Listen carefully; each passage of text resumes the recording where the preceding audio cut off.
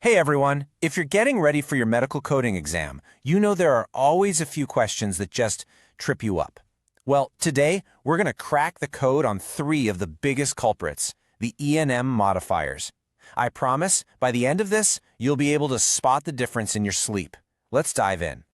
You know that feeling, right? You're in the exam, you see a scenario question, and your mind just goes blank. Was that a 25? Or wait, was it a 57? All the details start to blur, and a question you know you studied suddenly feels impossible. If this sounds a little too familiar, you are in the right place. We are going to sort this out for good. So we're going to zero in on the big 3 troublemakers, modifiers 24, 25, and 57.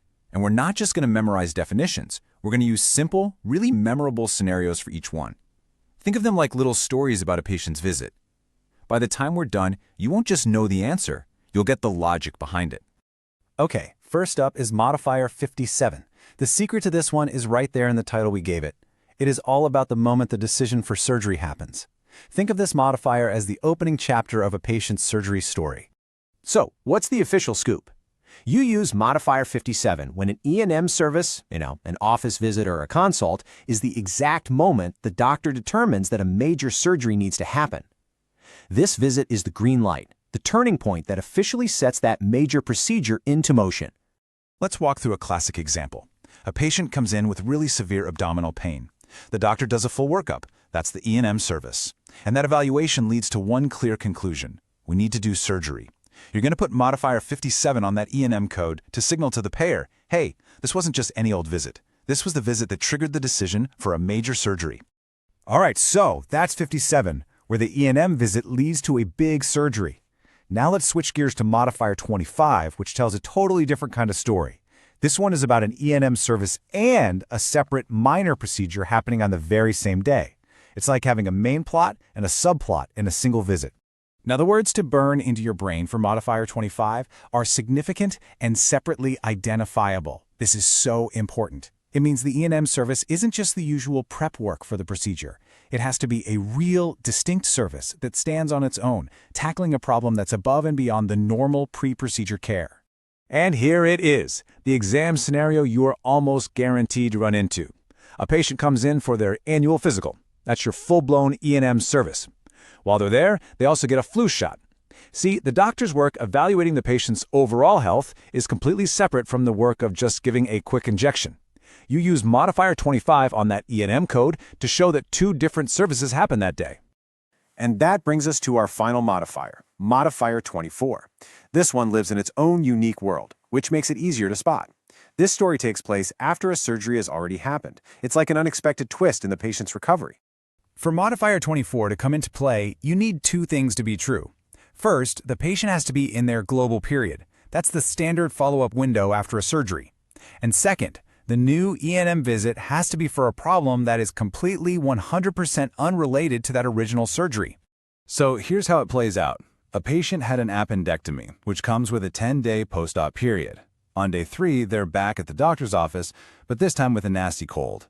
Now, a cold has absolutely nothing to do with their appendix surgery, right? So, you add modifier 24 to the E&M code for that cold visit to show it's a brand new issue and not part of the standard surgical follow-up care.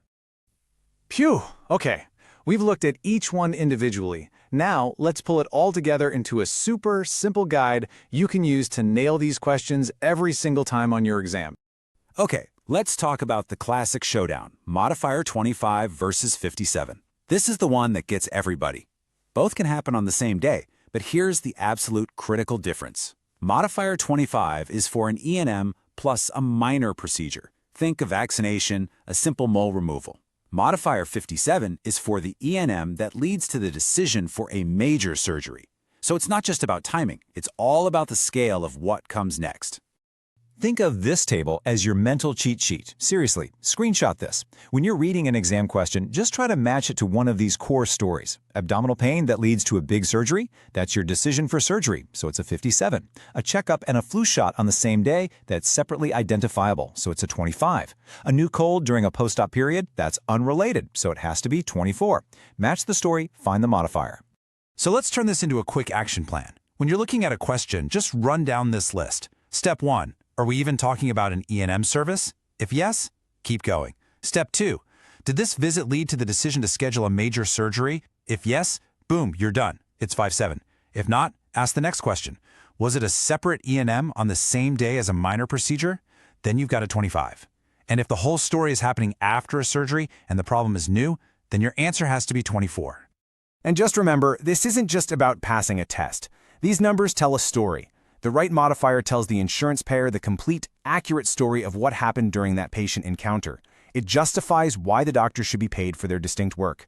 Getting this right is about accuracy, communication, and integrity. So as you're mastering these for your exam, just think a little bigger for a second. This level of precision, this whole idea of storytelling through codes, it's actually the foundation of our healthcare data, how patients get billed, and the financial health of clinics and hospitals. The skill you're building right now really, really matters. Now go ace that exam.